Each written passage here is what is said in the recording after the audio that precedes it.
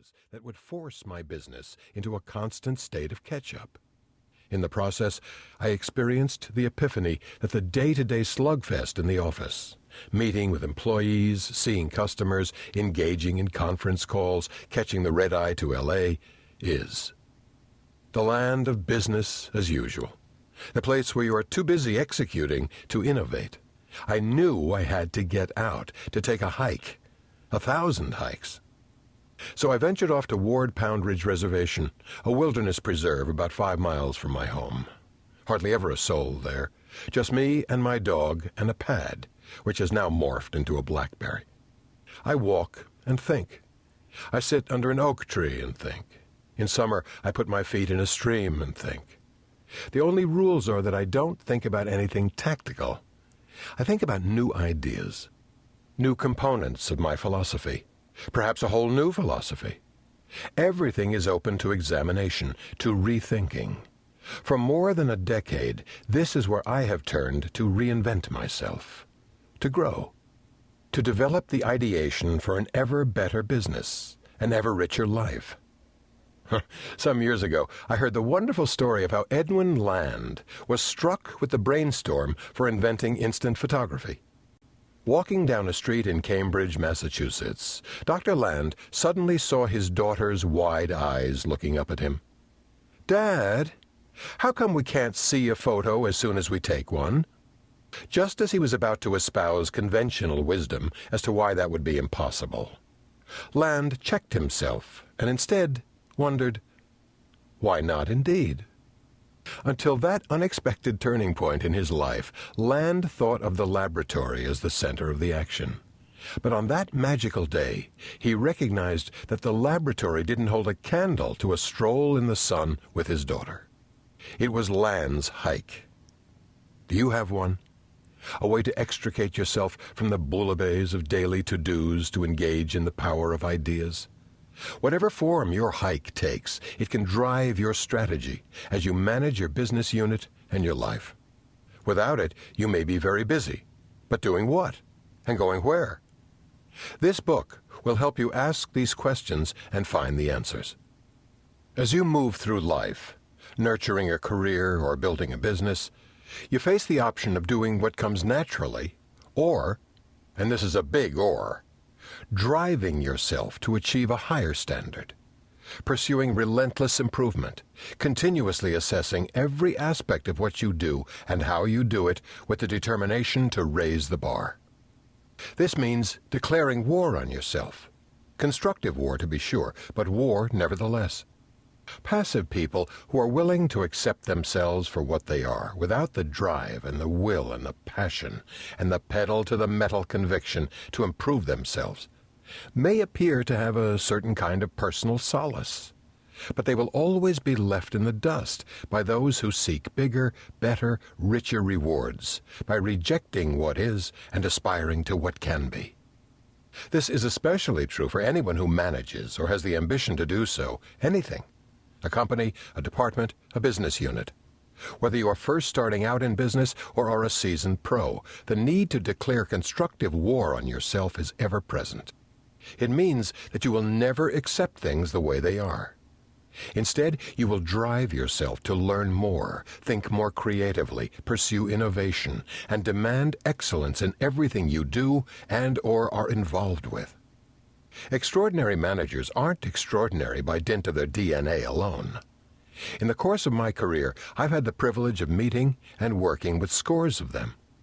All are dramatically different men and women, drawn from disparate backgrounds and operating in widely diverse industries, but united by a non-stop determination to keep upping the ante on themselves, and through osmosis and directive on those reporting to them. There is a powerful dynamic at work here. Anyone who achieves success as a manager, as a business person, as a leader, views his life as a work in progress. Rather than accepting who or what you are as the finished product, frozen in place by genetics or fate, you keep driving to a higher level of knowledge, experience, talent, and ultimately performance. In effect, you are determined to leave your former self behind, as the model of what can be inspires your personal growth. We all respect the young athlete who practices day and night to achieve the highest levels of professional accomplishment. Jimmy Connors, standing on a court, practicing his serve until it is too dark to see. Tiger Woods, practicing his putt until he lands in the pantheon of golf's greatness, and then puts his determination into overdrive, pursuing the next tiger and the next tiger and the next tiger that he believes resides within the unlimited potential of himself. The passive among us advise that we should be comfortable within our own skin. But the truly successful reject this, shedding their skin as they march toward the new and continuously more effective embodiment of themselves. All of their lives they declare constructive war, knowing that this is the route to extraordinary performance and the spoils of success that go with it. Some years ago, I spent time alone with Bill Gates on the Microsoft campus.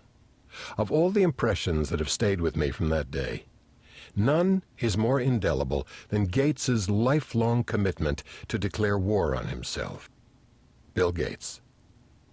I toss and turn at night, thinking about the kid in a garage who is gunning for Microsoft. For me, there's never a day that I feel safe, impervious to competitors. The only way this company can prevail is if it keeps getting smarter and smarter, exponentially smarter. As the Microsoft CEO, the same principle applies to me. When people ask me if I think I'm smart, my answer is, not smart enough. The world keeps moving forward, and I have to stay ahead of the curve. The way I view it, there's not a minute to waste. You know that dead time we experience when we get out of our cars and walk into our homes? I've decided to turn that into productive time, so I mount educational material on the garage wall. Right now, I have a map of Africa up there. Instead of staring into space as I move from car door to front door, I glance at the map.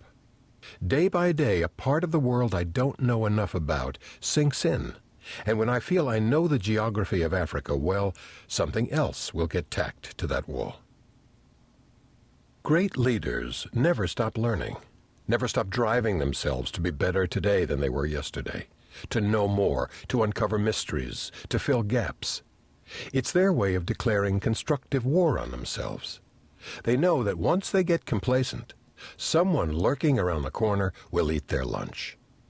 For years, former Citigroup CEO Sandy Weil kept a sign in his office.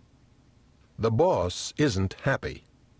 This was Sandy's in-your-face way of saying, as long as I'm running this place, we're declaring war on the business every day. I remember when my wife and I vacationed at the Cap Juluca Resort on the island of Anguilla. The resort owner, Dion Friedland, happened to be at his resort at the time. A gregarious South African, he regaled us with stories of his years in Johannesburg, where he earned his fortune building Dion stores into the largest chain of discount stores in South Africa. At the time, when Friedland's business was generating $200 million in annual sales, and Walmart was in the multi-billions, Dion received a letter from Sam Walton, asking if he could visit him to learn his secrets of success. Astounding. Here was the global king of discount retailing seeking to learn from a guy who built a business a fraction of the size of Walmart. But to Walton, he was simply following one of the fundamental rules for wise and enlightened management. Anytime you can learn from anyone, anywhere, seize the opportunity. To Sam, every day was the right time to declare constructive war on himself, to be a smarter, wiser, broader-thinking Sam Walton than he was the day before. Dion Friedland remembers the visit with 20/20 vision. Walton arrived in Johannesburg with a pad and tape recorder and spent every waking moment talking to and interviewing my employees, my customers, and me.